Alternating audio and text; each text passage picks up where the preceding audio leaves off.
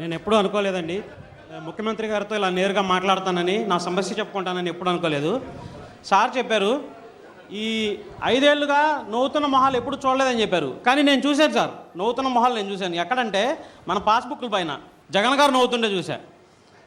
ఆయన పలకలు వేసుకున్నారు కదా రోడ్ల పైన, వాటిపైన ఆయన నవ్వుతుండే చూశా. శవాల దగ్గరికి వెళ్ళి నవ్వుతాడు కదా, అది చూశా నేను.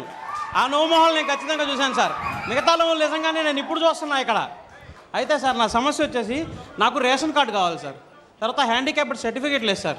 నేను వచ్చేసి మన జగన్ గారు ఉన్నారు కదా, ఆయన అభిమానితో నేను శపథం చేశాను, మా బాబు గారు వచ్చాక కంపల్సరీగా నాకు ఇప్పిస్తారు రేషన్ కార్డు, నాకు ఖచ్చితంగా హ్యాండిక్యాప్డ్ సర్టిఫికేట్ కూడా వచ్చిందని నేను చెప్పాను సార్.